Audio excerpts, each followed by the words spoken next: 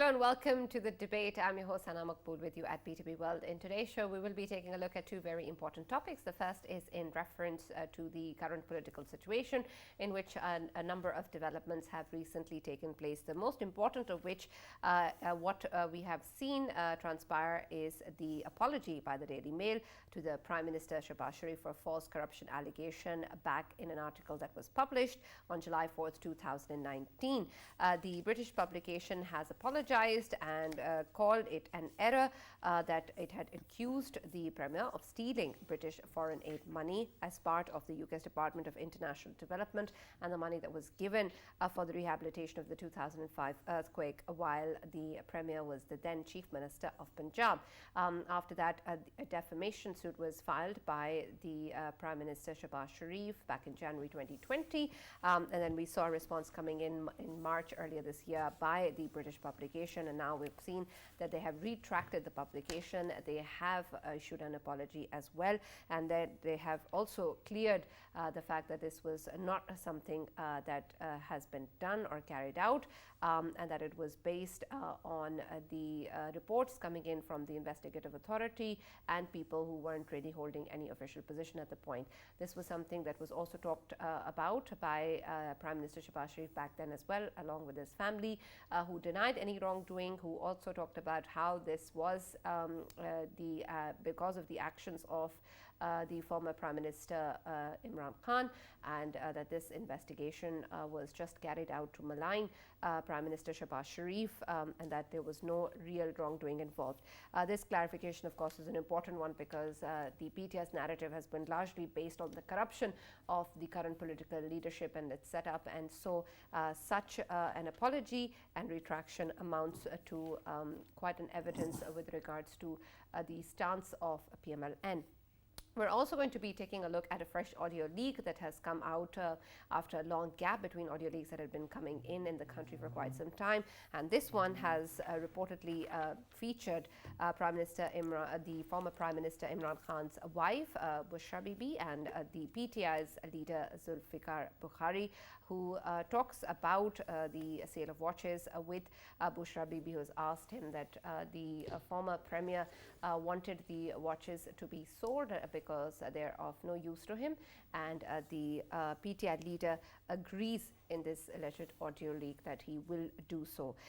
This is something that has come in after previous audio leaks as well, which feature Bushra Bibi as well, the PTI chairman and other PTI leaders as well, talking about various aspects, including a cipher that has been largely used by the PTI as part of their narrative of a foreign-led conspiracy, which now apparently is on the back burner. So we're going to be taking a look at this particular development as well and try to understand what is going on with regards to the political dynamics of the country, and especially now since the aftermath of PTI's decision to dissolve assemblies, and then the PTI chairman's announcement also of talks with the government, and the fact that this is something that they should pursue, and if not, then he is going to dissolve the assemblies, which so far of course hasn't been done, and it seems that the current political setup has gone for a wait-and-see approach of what they're going to go ahead with. So that is going to be the focus of our discussion in the first segment, and also with regards to the expansion of the Punjab cabinet, something that the PTI chairman denies being aware of and was surprised by the development.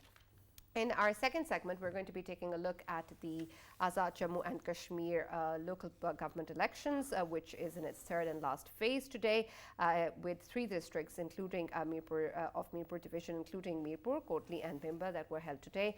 And according to, of course, unofficial results, we've been seeing conflicting views as to who's coming in on top in various of these districts. But we know, of course, that the first 2 sessions have been completed, which is led apparently by the PTI, with the PML and the PPP following suit. But of course, in combination, both the parties have more seats than the PTI. But what this means in terms of the popularity of the political parties, in terms of the current political setup, and then of course moving forward at the end of the third and last phase of the local government elections, where do we see the political setup of AJK going forward? This is going to be the focus of our show today. For this and more, as always in the studios, I've been joined by senior analyst Farrukh Patafi. And for our first segment, we've also been joined by MNA PMLN, Mr. Rana Maqbool. Thank you very much, Rana Sab, for joining us and being a part of the debate. We're going to be soon joined by analyst Javed Jadoon and also leader PPP, Mr. Ali Rashid. Let me start with you, Rana Saab, considering, of course, that the development that we have seen so far in terms of the Daily Mail's correction, in terms of the audio leaks, and then, of course, the kind of scenario that currently exists, especially in Punjab in the aftermath of the call for dissolution of assemblies and then the call for negotiations, of course, brings in a number of variables and contexts that we'll try and explore one by one. But let's start with the fact that when we take a look at the corruption allegations that have been used as a basis and foundation by the PTI against the current political setup seems to be one by one also being clarified. And this now, of course, is an important development that a retraction and an apology has come out from the British publication that has clarified that no wrongdoing has occurred and that, in fact, what it had reported back in 2019 is not correct. How big of an achievement and political success this is for the PMLN? Thank you, Sana. It's a landmark as far as the innocence of Mr. Shehbaz Sharif, Prime Minister, is concerned, because there have been volleys of fallacious allegations against him.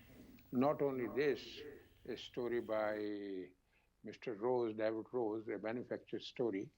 This is what the paper says, that it was fed by NAB of Pakistan, of course, with courtesy of Shahzad Akbar on behalf of the Prime Minister. They have been doing a very wrong thing. They shouldn't have done it, because this smells of a very deceitful behavior. They shouldn't have done it. Damaging somebody's reputation, and that to a politician, doesn't mean damaging a politician. It also means damaging in the country as well. Because your country has to grow, it's already in a difficult situation. These defamation and these tactics of defaming the opponents has never been a productive exercise. Not only this, they have been very atrocious. They handed over the documents to National Crime Agency in London regarding the money laundering issue. And you might remember the National Crime Agency, they investigated the issue for over 2 years. So I personally think we'll also request the Prime Minister, okay, they have tendered apology, unqualified apology for this fallacious allegation and this slandering. This is not on. They must be prosecuted, and the case of libeling should be instituted against them in the Court of London, so that they are not only fully exposed that they have been doing on behalf of Imran Khan and Shahzad Akbar, they should also pay through nose for their follies and for their deceitful behavior. This will be my recommendation to the Prime Minister, because time and again they are resorting to this defamatory tactics against the leadership of PMLN. Now you have also mentioned about, if I'm allowed to talk about the elections, the dissolution of the Provincial Assembly. I'm a student of law as well. This is what we understand. This initiative was not taken in good intentions. Had they been serious in dissolution of the Assembly, there is a simple issue that the Chief Minister sends an advice to the Governor for the dissolution. There is no other formality. But they didn't do that. They only announced, then they said it will be discussed later on, it will be sorted out. What does it mean? That these assemblies are not dissolved. For example, there is a chance for no confidence motion. There is a chance that the Governor of Punjab writes to the Chief Minister that we have lost confidence. You go for getting the vote of confidence afresh. It means the assemblies cannot be dissolved. During the session, as they have kept the assembly in session for the last many months, during the session, if 2-3 MPs stand up and say, okay, Chief Minister, we don't have any interest in you, the assembly cannot be dissolved. This is what the law says. And number two, the 18 MPs of Muslim League have been suspended by the Speaker. They have gone and petitioned to the High Court. So even then, you can't deprive 18 MPs in one go of their right to vote. Therefore, a sub-league cannot be dissolved. That was self-evident. And how come the chief minister will do it? Is it sure that he'll be the chief minister again? So this is all Never. No. gimmicks. This is all gimmicks. They are not going to do it. Let's forget about this chapter and let's not waste our time discussing this. All right, Now Rana the Sahab. We'll come back and discuss more on this. We'll take a short break here and we'll be back in just no time.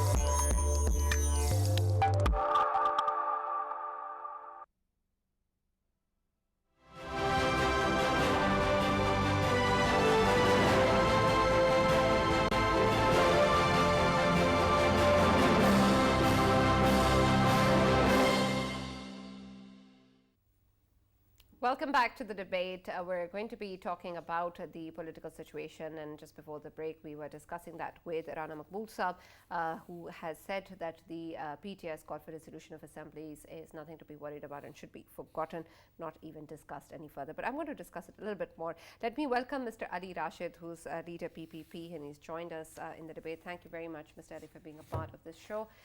Considering that, of course, where we stand at the moment, there are a number of developments, and I'll talk a little bit more about the call for dissolution of assemblies later as well. But I want to also talk about the audio leak that has surfaced once again after a lull in the release of audio leaks that we'd seen in the past couple of weeks and months.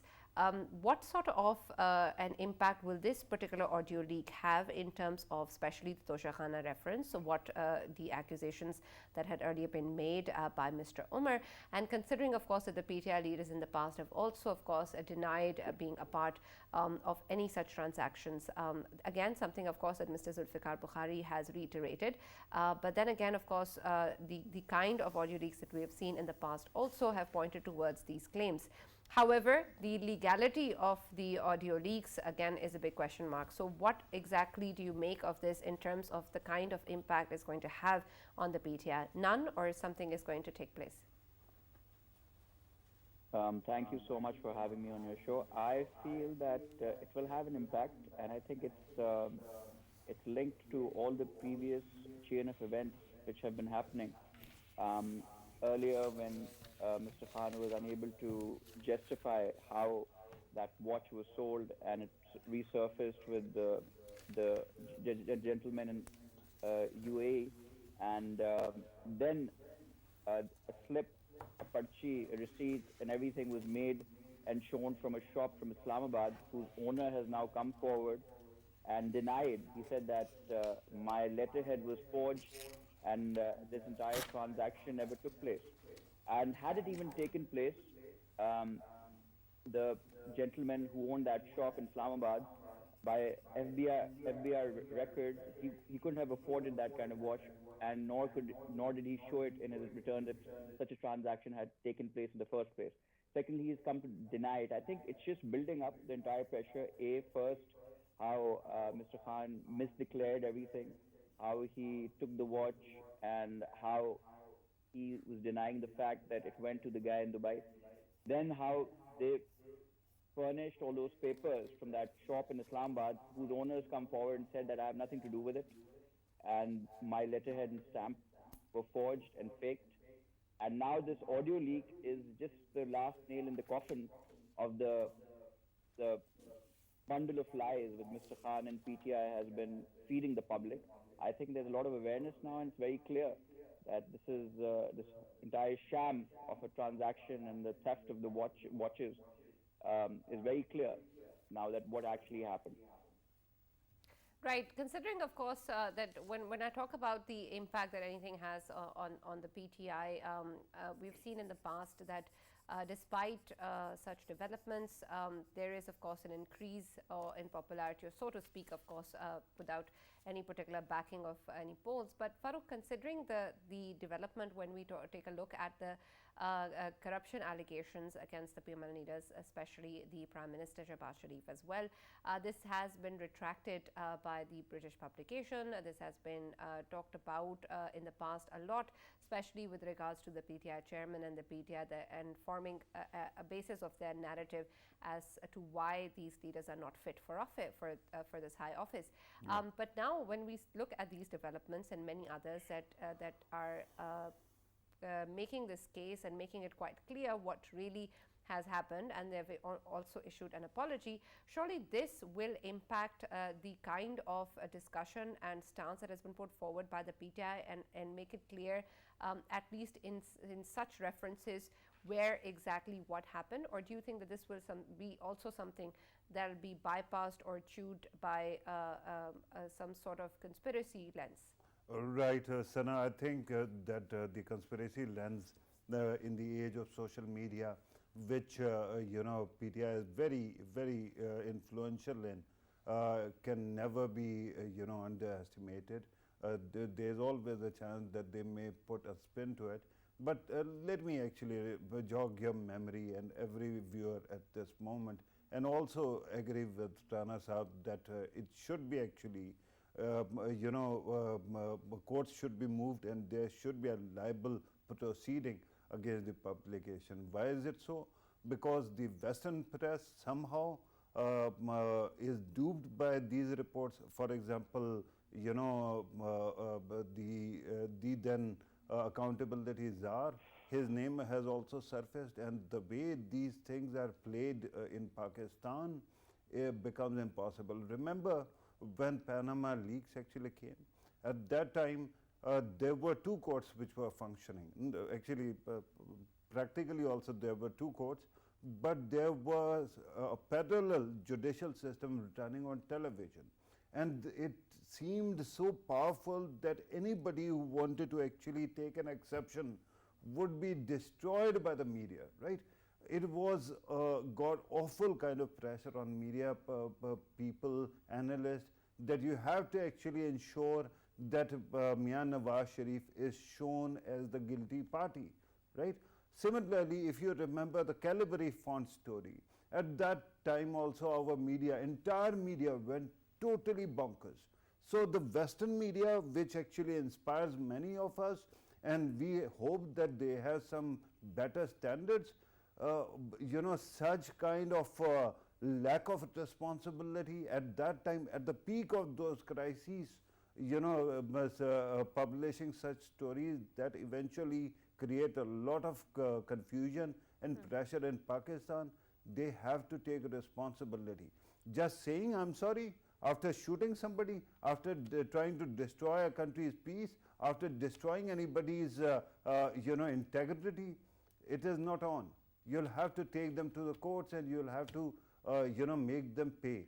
Otherwise, this will continue, and this kind of situation, a little headline in the Western press, it is published, and then we see our media and our culture totally goes bonkers. And after that, what happens? You know, look at Maryam Nawaz's case. She was twice interned. She had to go through a lot, and in the end, honorable courts are telling that there wasn't any case at all. I mean, come on, give me a break. This kind of situation, and then people like you and me are supposed to suffer through all that. What is our fault if we want to believe in word of law and some kind of evidence, which is hardly ever there? Similarly, this audio leak is quite interesting, Sana, because that audio leak, after it appeared, there was more spin in the social media. If you go to social media, you will see people are justifying it in every which way. Yes. The biggest problem is that in this clip, you don't hear Imran Khan Sahab. Somebody else is actually claiming that Imran Khan has asked her. This is his wife. And repeatedly, every time the case has been built, it seems that the former First Lady is culpable in certain aspects, right? And there's a possibility that Imran Khan might not even be the guy who asked her to actually go contact Zulfi Bukhari. But this keeps on happening. So there has to be some investigation there. There has to be some level playing field when it comes to law and probing. Otherwise, you will actually give this impression to everybody in the country that Imran Khan Sahab and PM Malan, they are treated with different standards, which is not on, which is not acceptable. Absolutely.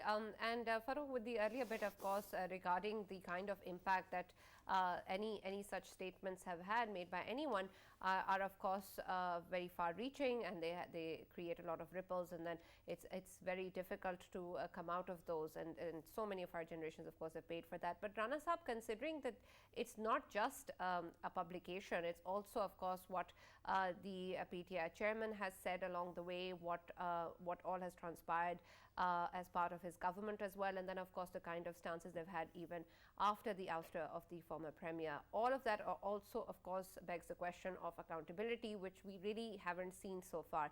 And then also in terms of the audio leaks, there is of course the claims by the PTI side of denying, and then of course the fact that there needs to be a forensic analysis and all of that.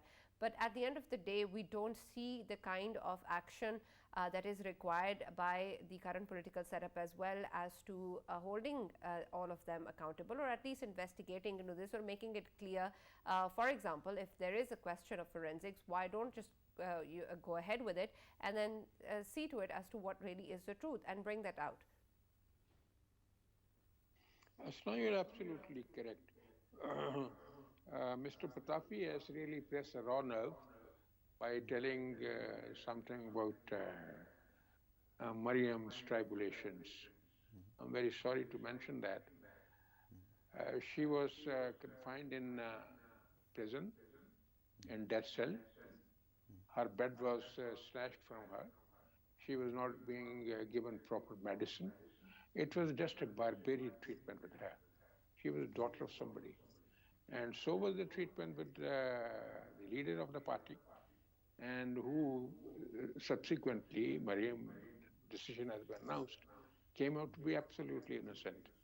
For who will compensate for her suffering, as a mother, as a daughter? Her mother was on the deathbed, they were not able to talk to her for a second even, including her father. So this is no treatment. This is a barbarian treatment which they have been extended by Imran Khan and his coterie. You are absolutely correct. They must be held accountable. Today's episode, I agree, as a student of criminal law, that proper sonographic and forensic analysis should be carried out, and it will be a relevant piece of evidence for the trial which is already on in the Sessions Court as far as this watch scandal is concerned, which is really puts us to shame that leader of the party who says that I'm the most popular leader throws his watch in the markets of the world, which is a gift by the king. So king also felt insulted, and he also complained, the crown prince. So this is absolutely Right. unforgivable. Sana, will They you allow must me be to held. actually ask a follow-up question? Right. Rana Sahab, let me ask you another thing. I understand that in this case, watch is not just a watch. It is a far bigger metaphor about what went on. But with due respect, sir, at this moment, your party is in the government at the center, and you have FIA, you have other instruments to investigate a lot of things. Watch might be something which is quite important, but then there are bigger issues. For example, the conduct of the then Punjab government. At that time, there was so much evidence that was created, and your party kept on talking about, Fatah Shahzadi or Gogi and umpteen other people. But there seems to be some kind of reluctance on your part to go after these characters. Why is it that we haven't actually seen the kind of investigation that was needed, even when briefly Punjab government was with your party, sir? Patafi sir, you are absolutely correct. I don't have any defense, impregnable defense, as far as this observation is concerned. My government should have gone full hog because crime was committed and there was tangible evidence against it. There should have been proper and effective prosecution, except for this case, which was heard by the Election Commission. And after the accused was disqualified, the case was sent for prosecution, appropriate prosecution, for the district assigned judge. So now that case is with him. So it's therefore I have mentioned that this piece of evidence, which are being discussed today, that will also form a part of the evidence which should be produced in the court of law. Though there is no need of much need for supporting evidence, because this is an open and shut case, and there is no question about the case if it is properly pursued, failing in the court of law. All Conviction right. is writing on the wall. So therefore, yes, you are absolutely correct. And all of us continue telling our government, so don't be slow, be energetic, and shoot in the bullseye. All Why are right. you waiting? All right, runners up, and that's a good advice. But Mr. Ali, considering the fact that when we take a look at the political situation, there's also this talk of dissolution of assemblies looming above, which Rana Sahab earlier in his discussion mentioned as something that needs to be forgotten because it's not something that is going to be pursued by the PTI. I'd like to hear your thoughts on that as well. And then adding to that, the kind of approach that seems to be coming in from the current political setup is that they're just going to wait and see what it is. But especially since this particular announcement was made, there was also what the PTI chairman said with regards to negotiations. Is there then any thought on that, or is that also wait and see approach, because that is something as well which is just a question mark at the moment? Firstly speaking, regarding the elections, the early elections and the election date and the assemblies being dissolved, I think a very clear message was given to everybody in Pakistan. On one hand, Mr. Khan was discussing or announcing that they'll be dissolving the assembly. On the other hand, a minister of PTI was taking oath from the Punjab Assembly. So I think the seriousness of those talks are very clear, that these claims which Mr. Khan's made, and it's not the first time. It's like, he's known to do these things, make tall claims and then go like, oh, I was wrong, or I've changed my mind. And he's known to take these U-turns. This is not the first time. So I don't think that's going to happen anytime soon. The assemblies won't be dissolved, because if they were to be dissolved, he would have done it by now. Secondly, coming to the talks, look, in politics, there's never, your doors are always open for dialogue, and this is what all political parties, let it be PMLN, PPP, that's what we believe. I think this is PTI. I would not even like to call it a political party or Mr. Khan a leader, because he's not a political guy. He does not want to talk. He never wanted to talk. Even when he was in opposition, he never wanted to talk. He did a dharna. The Chinese premier was about to come and he had to delay it. Again, he did his long march. Right, but what about his offer now? Is that not a serious offer? it is a serious offer, but you see, the thing is, we are willing to talk, and we will talk. And I'm sure when such senior politicians and leaders sit together, they always, they find a way to resolve the issues of any deadlock which is affecting the country. And any early elections are not in the interest of the country. Let's put politics aside and let's talk about early elections. Do you know what the cost is to actually have all these by-elections and then have proper general elections after that?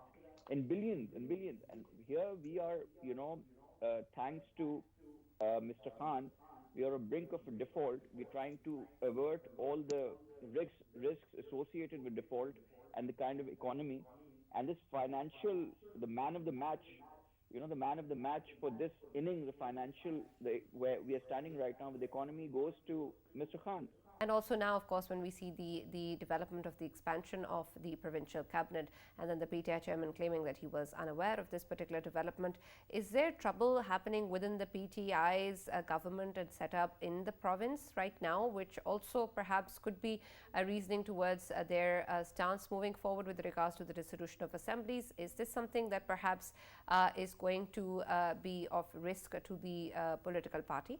Right, Sana. I don't think that there is actually any existential threat to PTI's integrity at this moment. There might be in the future, but at this moment, referring to Punjab government and calling it PTI government will not be fair, because the chief minister actually comes from another party that is a 10-member party called PMLQ. So either call it PMLQ government or then call it PMLQ PTI coalition government, right? Because the power is with some other party, Imran Khan Sahab will have difficulty in actually ensuring that his statement actually is fulfilled.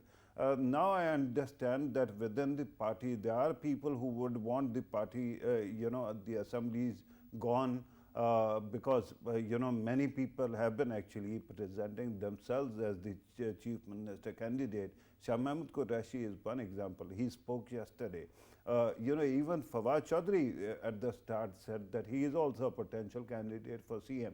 And the kind of CM they appointed in comparison to that CM at that time, right, Buzdar, everyone who actually could be considered from within the party looked like a godsend, right? Because of their suggestion, there seems to be some pressure within PTI's provincial chapter to dissolve the assemblies, but I don't think that PMLQ will want to dissolve the assemblies. Now, what happens if PTI wants to bring down their own CM candidate and replace him with somebody who will be actually ready to carry out the dictates of the party chairman? To do that, they will unhinge their own government, and that means that then PMLQ can also switch sides and it can go to PDM side, and given that there is such a small margin in the parliament, it is a hung parliament in Punjab, so the government can very easily change sides. So in that situation, I think that whosoever advised Imran Khan Sahab to dissolve the assemblies was not actually helping him at all. I think it makes him look bad, it makes him look weak, and then the party's problem is that you should never actually issue any kind of threat or warning that you cannot fulfill. And at this moment it seems that they'll have to backtrack. Having said that, again I go back to the leak issue, and again I go back to the fact that 4 years of Buzdar, at this moment the CM who's in power, do you know what was his unique selling proposition, his USP? It was only one thing, that he is an experienced man and who is not going to be too sentimental to dissolve the assemblies, right? Before him, the CM from PTI was somebody who was barely a Nazim at a local level. With that kind of capacity, you have to ask what was going on. And then in the end, everything ends up with the former First Lady and her circle of influence. Remember that when this audio leak surfaced, Zulfi Bukhari's voice, whatever, whether it is him or not, we'll have to see. But he is calling her Murshid, and that is amazing. Murshid is usually used for some kind of healer or spiritual leader, right? So that is quite an interesting aspect as well, because this continues throughout our politics Yes. through whispers. So why not actually focus on this and how easily people actually exploit somebody who might be very powerful and influential and successful, and these people can get away with whatever they want. Absolutely, and that's a very interesting and valid point that you've raised. And Rana Sahab, I'd like you to shed more light on that. I know you've been smiling throughout as well, so I'm sure you have something to add. But the fact that this aspect is not, as Farooq said, just something that perhaps the PTI has used. There are a number of political parties in the past have also used, and perhaps we are hesitant to even talk about it or move towards any sort of aspects that may affect the political setup, may affect the voter choices, and then, of course, what can or cannot be done. And so when we take a look at such references also being made and such aspects being taken up by political parties, what sort of a stance does the PMLN have or the current political setup have? Because at the end of the day, this perhaps may not be the first time that the PTI has to backtrack from what is being said. They've done that many times in the past, and yet we see that they come forward with one narrative or the other. But with regards to the PMLN, especially now that we of course have developments such as the retraction in the Daily Mail, we still don't see the kind of stance and narrative that perhaps the public needs. Why is that? Sana, you are absolutely correct in your observation, but I have in my mind the different connotations of this issue. Okay, go ahead. Number one, today's apology by Daily Mail will directly affect the minds of the judicial officers, because there has been so much of propaganda against this family for the corruption and for the malpractices. On every occasion, that's being found absolutely false. So, for all practical purposes, it will be very difficult for anybody to blame them time and again, because there are judgments, there are investigations by the National Crime Agency, and there are apologies by the newspapers who have been leveling wild allegations against them. So, time and again, this issue cannot be taken up. It will strengthen their political position, and once they get back to the people for election campaign, this will be trumpeted off repeatedly by them. So this will be a good tool and instrument for them to pursue and convince people that allegations against them are not correct. I may also observe and submit for this August group of intellectuals. This leader, Mr. Imran Khan, is a man of error of judgments. He has been committed. I'm not saying that a heroic error of judgment, which is a Greek hero, but it's just error of judgment. Time and again, he repeats his errors. He pushed people to go to Islamabad. He said he'll bring about millions of people, and they will toxic away the federal capital. And what happened later on? It was their own government. It was Punjab government. This was their police. And look at the quantum of the people they could gather. They couldn't create an impact. So I personally think, to wriggle out of the situation, he simply played to the gallery and asking and saying and propagating that we'll dissolve the assemblies. He only wanted to wriggle out. There was All nothing right. in his substantial. All right, and you've made that, you made yourself very clear, Rana Sahab, but unfortunately we're really short on time, and Mr. Ali, you can add something to that if you'd like, but I also want to touch base on the local government elections in Azad Jammu and Kashmir, and of course the results that have come out so far from the first two phases, and then of course the last one that was held earlier today. What you make of the results, and what will be the political impact of these elections? Well, I don't think it'll have much of an impact. I think the results are still coming. The final results aren't out yet for this second phase now. I think in the first phase, PTI had won a lot of seats, and PMLN was way behind. And in Yeah, this you second don't phase, believe in PDM, sir? Because to put together, PDM actually got more seats. yeah, put together we did, absolutely. And something which we need to note here also is that in Kashmir, it's the PTI government, and if you look at it historically, every time any federal government or any government at that time, which has been of whichever party, usually clean sweeps Kashmir and Gilgit.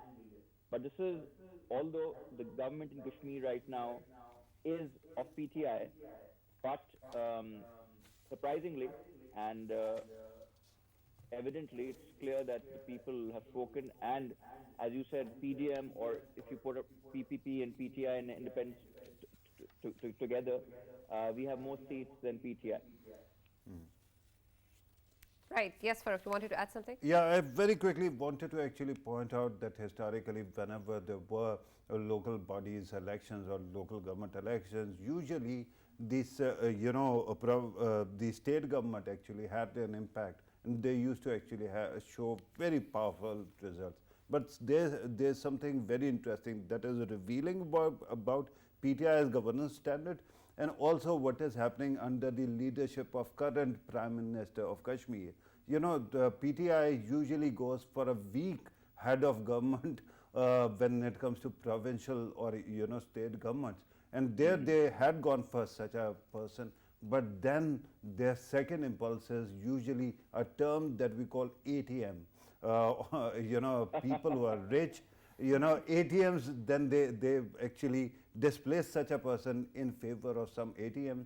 And at this moment, the Prime Minister is there. The word has it that he wakes up at 5 or 6 in the evening, Okay. and then he goes for straight on for partying, and spends the entire night partying. So what about governance? That's why PTI has not been able to sweep the way it should have. All right. Thank you very much, everyone. Thank you, Rana Maqbool Saab. Thank you, Mr. Ali Rashid. And thank you, of course, Farooq, for being a part of the debate. That's all we have time for. See you tomorrow.